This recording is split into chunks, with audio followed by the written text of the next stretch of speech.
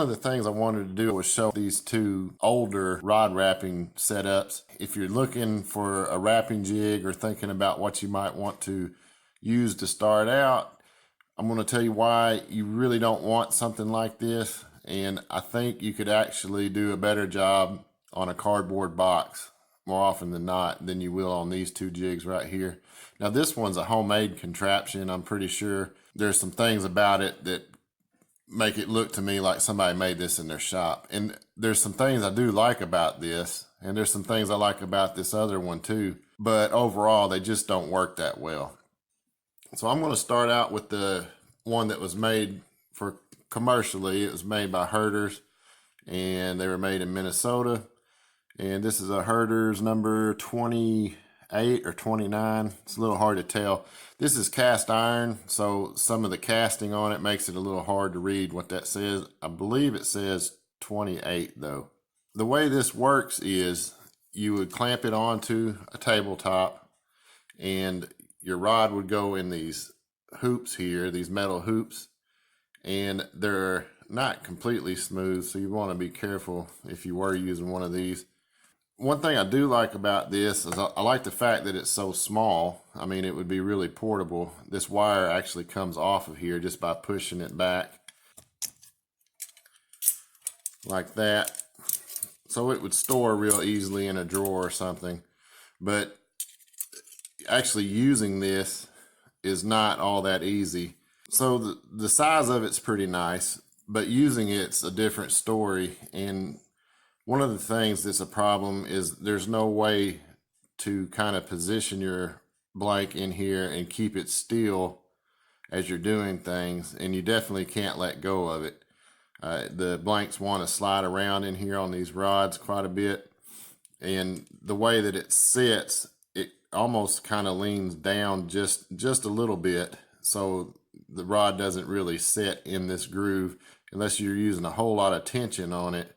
It kind of wants to move around a bit. I was trying it out just to see how it worked. I used rubber bands to help hold my blanks in here, and I found that helped quite a bit. I really like the idea of this tensioning device. It's got a V-notch that's in the casting for the main body, and then it comes to a point, it's got a V shape on this part here that does the tension. And what I like about it is that it's so easy to get a spool in and out. You just push it forward, slide your spool on, let it go down, and tighten your tension here. And that sounds really good. It just doesn't work that well. Now, for ease of changing spools out, that's pretty nice. Part of the body has a kind of a U shape to it where the spool rides, and there's a flat spot on the back side that I think you can see maybe there to keep it from going off the end of this rod here while you're using it. The problem is that the casting, this is cast iron and it's not finished in any way. This casting is very rough. And if you look at most spools of thread, hopefully this will show up on here, you see the little ridges on the spool. Almost every spool of thread has ridges on it. Some of the old wooden spools didn't, but they have their own problems too because they'll wear down on this cast iron kind of like sandpaper over time. The rough casting combined with the spools makes a problem for even tension and even control of your line coming through. This is a really old spool of thread, and it was on this wooden one when I bought it, so I was going to leave it with it. I just thought that was kind of neat. The reason I have these older jigs is not to use them, although I did try them out just to see how they did. I wasn't ever intending to actually use these. I like to collect old things, and I intend to do a display of fishing stuff in our living room at some point, and I thought rod building is a part of what I do with my fishing, so I thought it would be neat to have some of these old items on display that rod builders used to use back in the day. And I believe you can still buy reproductions of these online, and they're way more expensive than what they're worth as far as being usable, in my opinion. It's not that easy to use, and I can actually do a better job using a cardboard box jig than I can using one of these. Now this homemade jig is a little different. It's very unique, and it actually is quite a bit better, in my opinion, than the HERTERS one that was commercially made. One of the really neat things I like about this one is the tensioning setup on it is devised in a way that was pretty ingenious. Whoever come up with this, it's very simple and very intelligent design. As you can see, there's a cap for the spool, and the cap has a little half round on it right here that was cut into it. And what it looks to me like the person did was they drilled 2 holes in this oak block here, one for the carriage bolt, another one through for this notch to ride in. And it just looks like they drilled 2 holes and then come back and cut off this section of this block to leave a half hole here. And I can actually see where there's a saw kerf back here where the saw came through, and it was probably a hand saw judging by the looks of it. It could have been a band saw though. Either way, it's a really ingenious idea, because the problem with a lot of commercially available wrapping jigs, they use wing nuts on their jig, and they will back off as you are pulling tension from your spool, because there's nothing to stop that from turning with the spool. What you would do on this one is you would put your thread in here, and then you would add this plate here like that. Now that can't turn. When this thread pulls off, this can't turn, so your wing nut won't back off. And the spring that was used here is a little weak. You can't get much tension on this without cranking it all the way down. So whoever built this could have used a slightly heavier spring and been able to have more adjustment on the tension for the spool that way. And also plastic is nice here instead of the wood, because wood is fibrous and it's kind of like sandpaper in a way. So there is some grabbiness to it that if you use plastic washers between these 2 spaces, it would have helped with that some.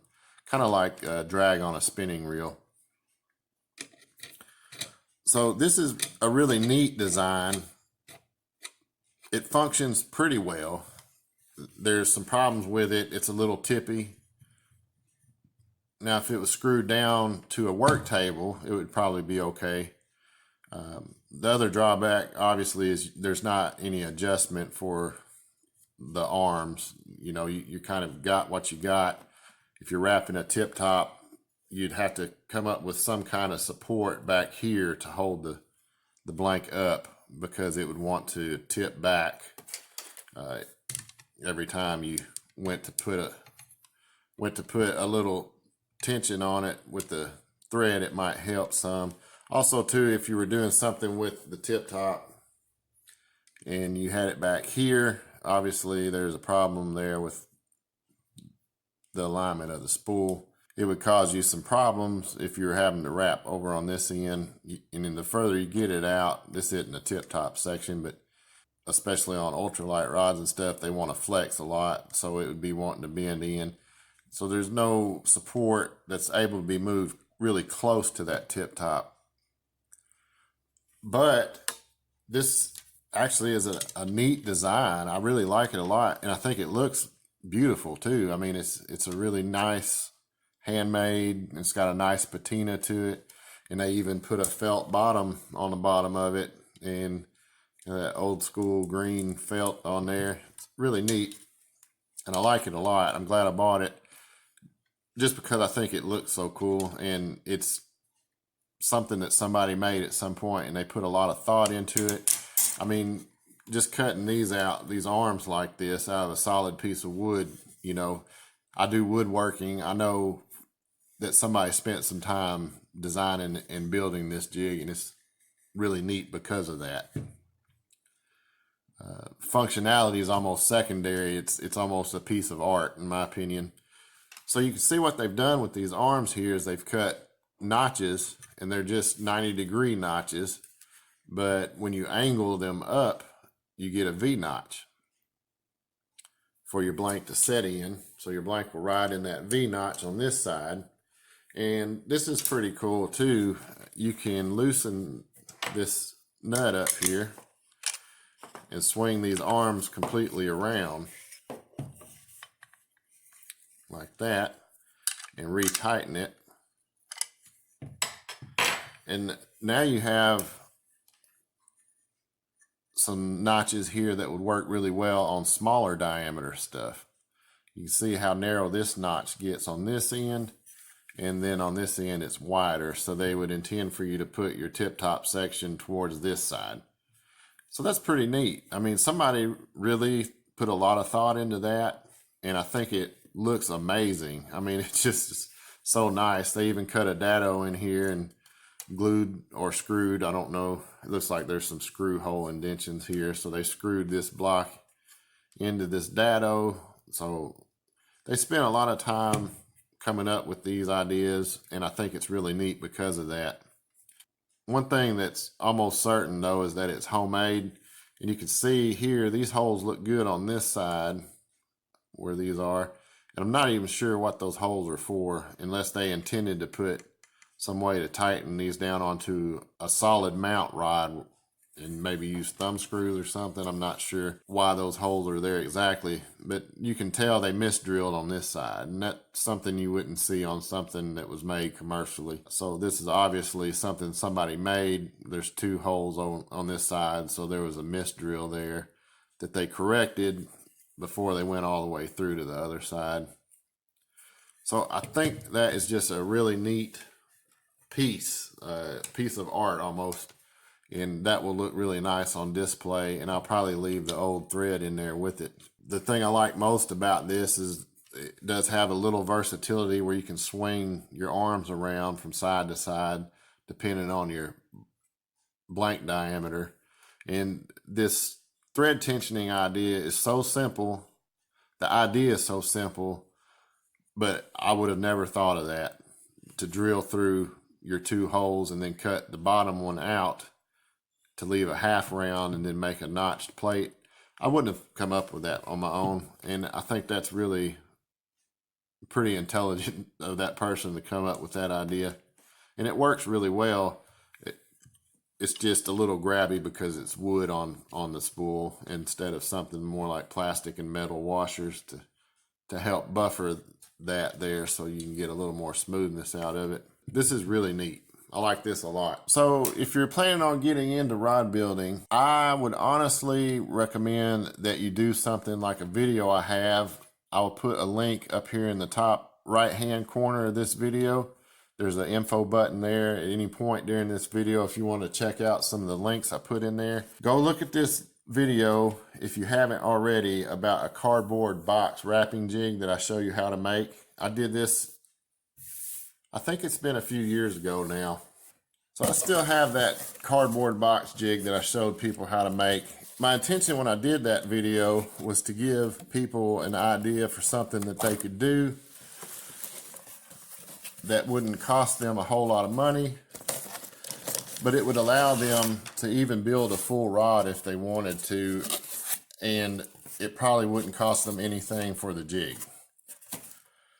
So the way it worked was you'd have your cardboard box, and you would lay a book in the box like this. You'd put your thread on this side of the book, and that would keep the thread from rolling back and forth. And you would use your book to tension your thread and run your thread out. Then I had a stand with an adjustable support on it, and you would just use clips or clothespins or whatever you wanted to use in order to hold it onto the base that you made out of cardboard also. So you'll have a separate stand that can be used in conjunction with your jig, and your supports would also be adjustable by using clips on those as well. And I believe you can see there, you can adjust this support up and down. The standalone support's adjustable up and down just by taking the clips off and moving it wherever you want to and re-clipping it. So a lot of people started building their first rods on cardboard box wrapping jigs. They actually work pretty well. You can build a rod on it. It's not as easy as a purpose-built wrapping jig that you can find, whether it's the CRB or one like I've got. There was an older one called, I believe it's called a Sully, that was made out of wood. It would have been really close in functionality to the one that I make and sell. It's a step way above the CRB, and a lot of its features are real similar to what I incorporated into my rod building jig. The problem with those is the few times I've seen them online, they were almost always a couple $100 or so. So they're very expensive, and they look nice. They're made out of oak and had a nice look to them, but not really any more functional than the ones that I make and sell. So I don't know that they're a good value, because mine sell for a whole lot less than a couple $100. I'm not sure how good of a value they were as far as that goes, because you can almost buy a power wrapper for that much. But that's what they cost, and I think they were a really nice design. The problem is you don't really see them anymore. I don't know if they don't make them anymore or what the deal is, but they're hard to find anymore.